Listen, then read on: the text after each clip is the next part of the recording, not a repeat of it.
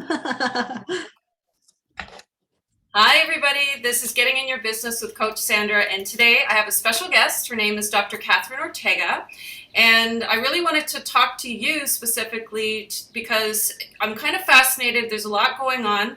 You have a lot of titles, and I would really like to know what type of doctor you are, even though I know I want everyone to know, and why you wanted to be a coach, and then we'll get into a bunch of other things. But if you can let me know. Sure. Great, go ahead. Absolutely. So thank you so much for having me. My PhD is actually in experimental psychology. So I went into graduate school hoping to learn about substance abuse disorders and how to prevent them, and ended up going more into the organizational side.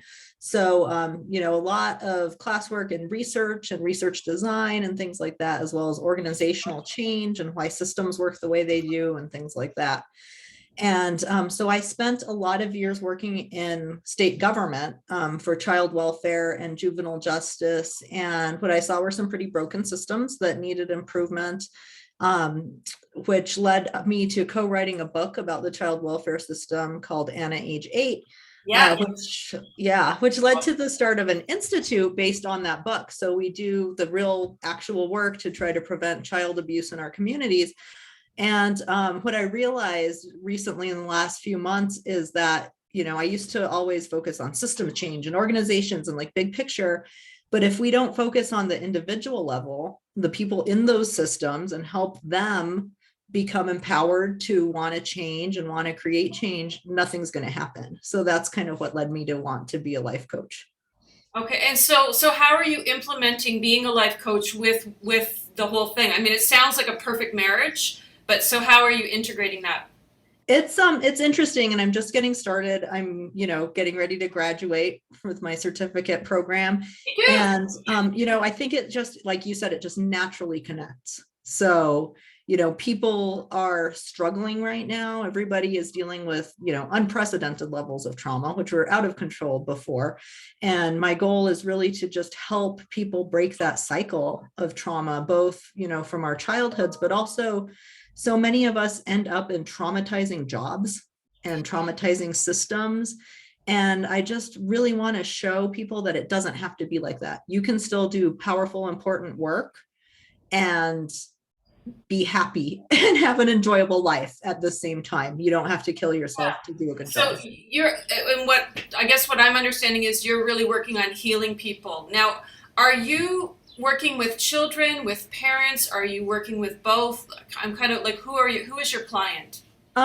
So I think my client is more like the people who do the work with the children, the people who do Ah, the like work with the social parents. workers and that's Exactly. okay, cool. Or even people who run those organizations. I think it's so important that we don't neglect them as well, because, as we know, right, traumatize people, and hurt people. So we need to Right. go at all layers.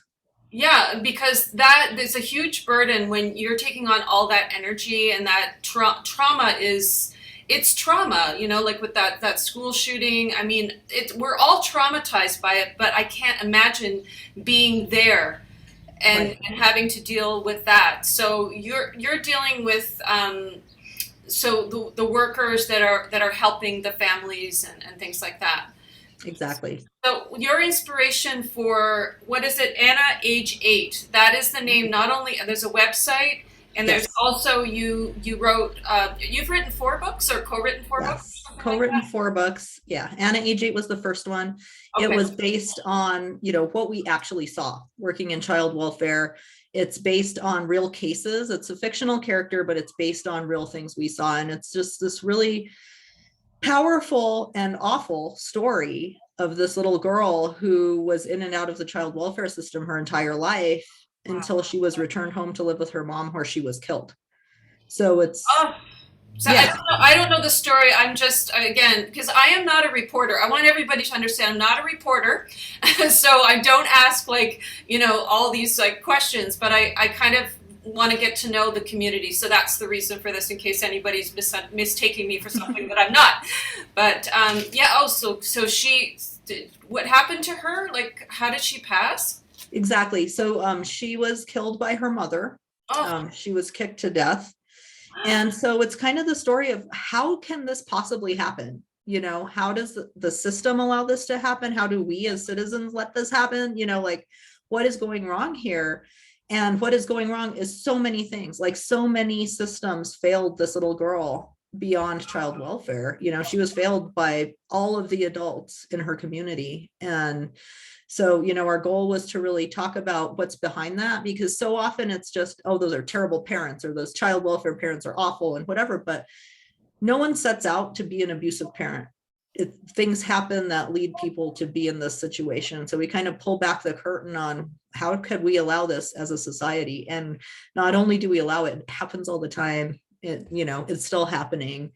And here's what we can do about it. wow. Well, it's really powerful. Like, I mean, I didn't know the story. I'm sure a lot of people are going to feel the same way as like she was killed by her mother. Yeah, it's horrific. And it was horrific to see, to be in that system and watch this happen. Yeah. So does that mean, are you involved with people changing these laws? Is that really the purpose of what you're trying to do? Is just change that sort of systems? It's both. Yeah. So our goal is really to ensure that 100% of people in a community have access to the services they need. So we call that the 10 vital services. And that's everything from, the basics, right? The hierarchy of needs. So food, shelter, that kind of thing, but going up to behavioral health care, quality schools, job training, things like that. Because like I said, it's not just child welfare. There are so many systems that are failing our communities. And how can we identify what our communities need and make sure people can connect with those services when they need them? Amazing. Well, I mean, that's a really amazing thing that you're doing, and I'm really grateful for your time to actually share that with me and with the community. I mean, I started this to be selfish because I really wanted to know, or nosy, I guess, and that's why I called it "Getting in Your Business," but in a nice way. So I'm. Is there anything really exciting coming up for you in the next couple of months? Anything that you're working on that you want to share? Or that you can share? Yeah, I'm just really excited to launch my coaching business. I started my LLC. It's called Cat Life Unlimited, and I'll be taking clients very, very soon, very limited basis, because I do have a full-time job running this institute. But I am just really looking forward to helping people unlock their unlimited potential. And I think through both of those things, we can really unleash really great, healthy communities. Well, I love the fact that you really have something to focus on, something that really means something to you, and that absolutely resonates. At least with me, it does. So I'm sure that's going to resonate with a lot of people. So what we're going to do is, whenever you want to do this again, like in follow up, or if there's something else that you want to share that's coming up, please reach out to me. I'd be happy to talk to you again. But this is a short segment because we don't want LinkedIn to kick us off or not allow me to upload this video. So what we're going to do is we're going to share your profile or whatever you want to share in the comments. So when I'm going to post this video, I will let you know, and we can just post that so people know how to get in touch with you. Perfect. For whatever reason they want to, if they want to follow you, connect with you, work with you, whatever. So that's going to be available for people. And I just want to say thank you so much for coming and talking to me today and getting in your business with Coach Sandra. So have a great day, Katherine, and we'll talk to you soon. Thanks. Let me just stop.